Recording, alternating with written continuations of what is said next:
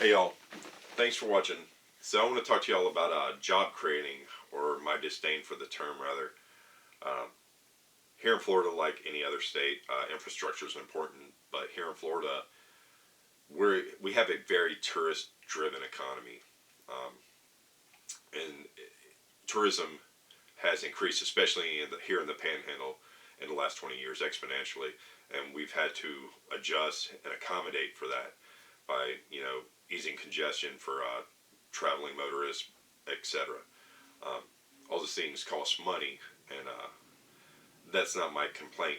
My complaint is the exaggerated costs, I should say. I guess that's a polite way of putting it. For example, here back in July, or I say here, but over in Navarre and Santa Rosa County, they just completed a expansion project on State Road 87, and that took them about 17 years to complete. It was 20 miles long, so almost a mile a year, and it cost $101 million, which is a little over $5 million a mile if you do quick simple math. It actually broke down differently. It was done in 5 phases, and the fifth phase, which was 1 point, I think it was like, or my bad, it was like 4.15 miles or something like that. It ended up costing $31.5 million. So that's a little over $7 million a mile, much higher than the average. In Okaloosa and Walton County alone right now, currently on Highway 98, there's 3 projects going on costing about $77 million. I find that insane. Um, in the last 20 years, the majority of the expansion of Highway 98 here in Walton County was done by one company, and they were years behind schedule, and yet they were able to overbid and win the bid to do the job, and overbid it so much that they could afford to pay thousands of dollars a week for years that they were late. So you're talking hundreds of thousands, if not millions of dollars in late fines and penalties. That's insane. That makes no sense. And if you ask politicians, both Democratic and Republican, why this is allowed to happen, why this is going on, they'll say it's job creating.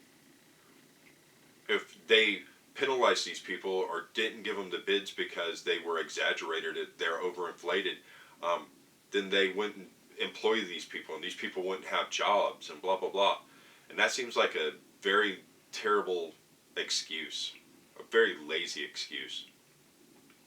It's kind of the same situation with NASA right now. NASA used to be a shining example of accomplishment for this country. We're the only country, hell, NASA is the only institution to ever place human beings on the moon. End of discussion. They are responsible for the highest achievement of mankind, and they're relegated to catching rides with the Russians now because we don't want to pay for them to go. And why don't we want to pay for them to go? Well, because it's cheaper to pay for civilians to do it. Privately owned companies. Well, why is that? Oh, they use reusable rockets. And, once you figure out the technology of how to do that, and you crowdsource and fund and get investors and stuff like that externally, it makes the cost way lower than just charging the taxpayers and throwing money at a wall until something sticks. But that's not the problem either. The problem is that congressmen and senators refused NASA to start building new reusable rockets. Why? Because if you use reusable rockets, you need less rockets. And if you need less rockets, that takes away jobs from people in their districts, their constituents. I mean, instead of doing the right thing and using reusable rockets, which would use probably less fuel, less resources, less pollution, no, we need giant rockets that fall back into the ocean, that are irretrievable for the most part. Nope. We can't do things the right way. We can't do things the better way because they're job creators. Maybe this is something we need to talk about to our local governments, guys. Maybe this is something, if we want a better future, if we want them to stop saying, how are we going to pay for it, when they're clearly throwing our money away, clearly just throwing it away, allowing people to overinflate bids, overpay for things, refuse to negotiate with pharmacies, pharmaceutical companies.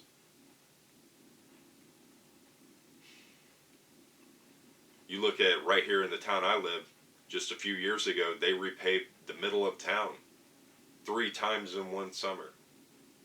When I asked a person who worked for the city why they were doing this, they said that if they didn't and didn't use up those funds, spending the man hours out there and the equipment costs, resources and materials, that they wouldn't get the same amount of money next year because they didn't use it all this year.